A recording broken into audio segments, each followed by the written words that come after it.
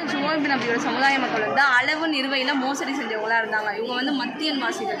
இந்த மக்களுக்கு வந்து அல்லாஹ் வந்து சுஹைப் நபி அனுப்பி நீங்கள் நல்வழிப்படணும் அப்படின்னு சொன்னாங்க. ஆனால் வந்து அல்லாஹ் வந்து அந்த மக்கள் அதை கேட்காதனால அல்லாஹ் வந்து பெரும் சப்தத்துடன் கூடிய பூகம்பத்தால் இந்த சமுதாய மக்களை அழிச்சிட்டான். அதுக்கப்புறம் மூசா நபியோட வரலாறு வந்து பெரிய ஒரு வரலாறு. மூசா நபிக்கு எல்லாம் நிறைய அற்புதங்களை கொடுத்துருக்கான். மூசா நபியோட மக்கள் அந்த இஸ்ரேல் மக்கள் வந்து ஈமானே கொள்ள மாட்டாங்க, நயவஞ்சகர்களாக தான் கடைசி வரை இருப்பாங்க அப்படின்னு குரான்ல இருக்குது. அதே போல தான் அந்த மக்கள் இருக்காங்க.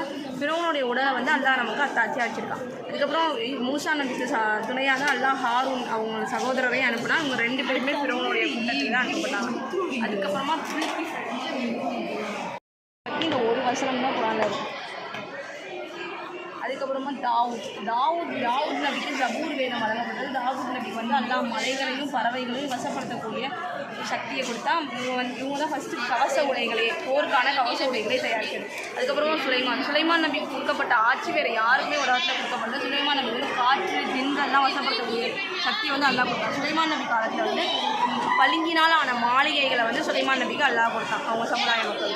அதுக்கப்புறமா இல்யாசின் அப்படின்னு கூப்பிடலாம். இவங்க சமுதாய மக்கள் பகல் அப்படிங்கிற ஒரு சிலையை வணங்குனாங்க. இதை தடுக்கிறதுக்காக இல்யாஸ் அப்படிங்கிற நபியை வந்து அல்லாஹ் அனுப்புனாங்க. இவங்களை பற்றி சிறு விஷயங்கள் தான் கூடப்பட்டிருக்கு. அதுக்கப்புறம் அல்யசாவை பற்றி நம்ம ஒரு வசனத்தை தான் அல்லாஹ் வந்து நம்மளுக்கு குரானில் கொடுத்துருக்கான். அதுக்கப்புறமா யூனுஸ் சமுதாயத்தை போல வேறு எந்த சமுதாயமும் இல்லைங்கன்னா ஒரு அத்தாட்சியிலேயே வந்து இஸ்லாத்தை ஏற்றுக்கிட்டாங்க. மக்கள் ஏற்றுக்கிட்டதுக்கப்புறம் அல்லாஹ் வந்து அந்த சமுதாய மக்களை நபிக்கு தெரியாமல் காப்பாற்றிடுறான். இந்த விஷயம் தெரிஞ்சதும் யூனுஸ் நபி வந்து கோபப்பட்டு அல்லாஹுடைய கட்டளை இல்லாமலேயே, அல்லாஹுடைய கட்டளை வராமலேயே அந்த ஊரை விட்டு வெளியேறிடுறாங்க. அதனால அல்லாஹ் வந்து அவங்களுக்கு மீன் வயிற்றுக்குள்ளே போகிற தண்டனை கொடுப்பான்.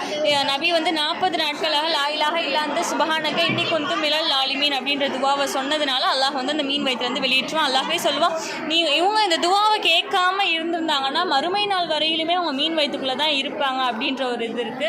அடுத்து ஜக்கரியா நபிக்கு தள்ளாத வயசில் அவங்களுடைய மனைவியும் மலட்டுத்தன்மை அடைந்துருவாங்க. அப்பையும் ஜக்கரியா நபி வந்து எனக்கு ஒரு சந்ததி வேணுன்றதுக்காக அல்லாஹ்ட்ட கேட்பாங்க. அத்தாட்சியாக வந்து அல்லாஹ் சொல்லுவான், நீங்கள் ஊமை இல்லாமல் இருந்தும் நீங்கள் ஊமையாக இருப்பீங்க, உங்களுக்கு வாய் பேச வராதுன்னு அல்லாஹ் சொல்லுவான்.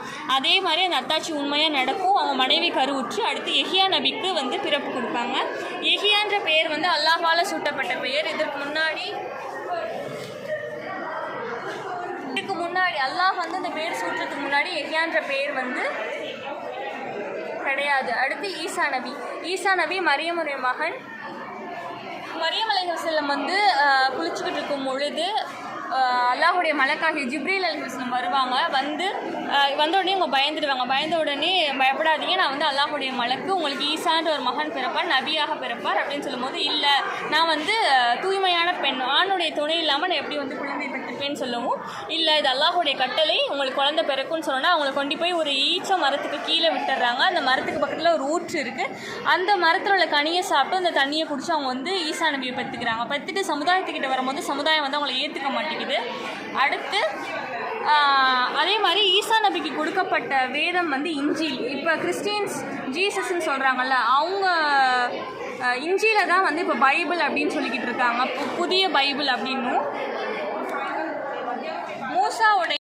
மூசாவுடைய தௌராத் வேதத்தை வந்து பழைய பைபிள் அப்படின்னும், ஈசா நபியோட இஞ்சில் வேதத்தை புது பைபிள் அப்படின்னும் கிறிஸ்டியன்ஸ் வந்து இப்போ சொல்லிட்டு இருக்காங்க. கடைசியாக நம்மளுடைய இறுதி தூதர் முகமது நபி ஸல்லல்லாஹு அலைஹி வஸல்லம், இதுக்கு முன்னாடி நடந்த எல்லா வரலாறும் நமக்கு தெரியுது அப்படின்னா அல்லாஹ் வந்து இவங்களுக்கு வழங்கிய வேதம் குர்ஆன் மூலமாக தான் நமக்கு தெரியுது. ரசூலுல்லாஹ்வுடைய உம்மத்துக்கள் தான் நம்ம எல்லாமே.